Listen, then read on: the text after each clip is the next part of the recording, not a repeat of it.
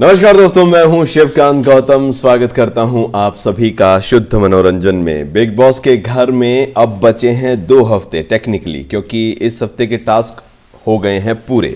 अब शायद ही कोई टास्क बचा हो, लेकिन इन टास्क ना बचने के बाद एक चीज है जो साफ नजर आ रही है, वो ये कि क्या निशांत ने अपने पैर पर कुल्हाड़ी मार ली है।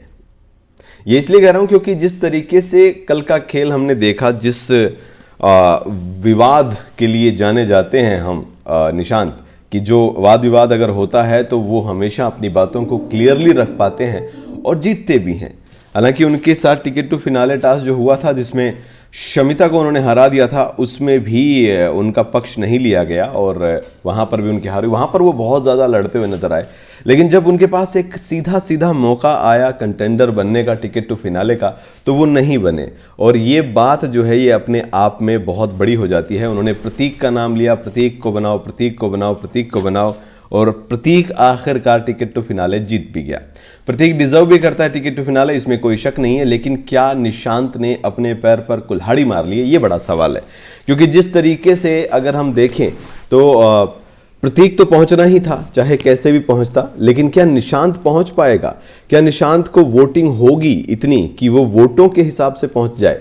या फिर करण कुंद्रा ने जो सवाल उठाया कि निशांत कोई भी टास्क नहीं खेलना चाहता, वो चाहता है कि वो सीधा पहुंचे, और उसे यही लगता है कि वो सीधा जो है टिकट टू फिनाले वीक जो है उसमें, फिनाले वीक जो है उसमें पहुंच जाएगा, उसे वोट भी मिलेंगे। और कहीं ना कहीं ये आत्मविश्वास उसका हो सकता है ओटीटी से आ रहा हो। जब वो सेकंड रहा था, उसने शमिता को भी बीट किया था। तो ये अपने आप में एक बड़ा सवाल बन जाता है, क्योंकि ना तो ये ओटीटी है और ना ही वोटिंग जो है उस तरीके से हो रही है जैसा कि वो सोचता है। और दूसरी बड़ी बात ये भी है कि मेकर्स जो है वोटिंग को मान ही नहीं रहे, तो फिर क्या करेंगे? क्योंकि वोटर्स तो वोट कर रहे हैं, अपने इविक्शन के लिए भी कर रहे हैं। वो एक इविक्शन नहीं होना था जिसमें अभिजीत बिचुकले और वो लोग शामिल थे, उसका कुछ हुआ ही नहीं, एक्सटेंड हो गया।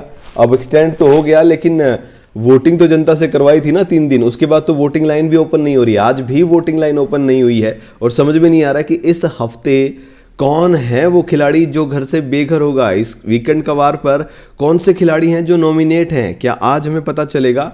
और आज पता चल के संडे तक वोटिंग फिर से एक बार करेगी जनता। और क्या इस बार जनता वोट करेगी भी? क्योंकि जनता के वोटों को सीरियस लिया नहीं जा रहा है। दूसरा सबसे बड़ा मौका था निशांत के पास कि वो टास्क खेलता या कंटेंडर वो बनता। जिस तरीके से रश्मि देसाई ने बात की थी, सब लोग हाँ भर रहे थे अभिजीत को छोड़कर। अभिजीत को मनाना कोई बहुत बड़ी बात नहीं थी, वो मान जाता, थोड़ा सा नखरे दिखाता, थोड़ी सी फुटेज वो लेता। वो फुटेज के चक्कर में सब करता है, ये अब सब जानते हैं। तो थोड़ी सी फुटेज के चक्कर में ही उसने जो है प्रतीक का नाम लिया ताकि उसे फुटेज मिले। तो वो फुटेज नहीं दी गई उसे फुटेज मिलती, उसे मनाया जाता तो वो मान भी जाता। कुल मिलाकर ये है कि टॉप 5 में क्या निशांत अब जगह बना पाएंगे? ये अपने आप में एक अहम सवाल हो जाता है, क्योंकि वीक है एक बीच में, और एक बड़ा खिलाड़ी बाहर बैठा है टॉप 5 से, वो है तेजस्वी।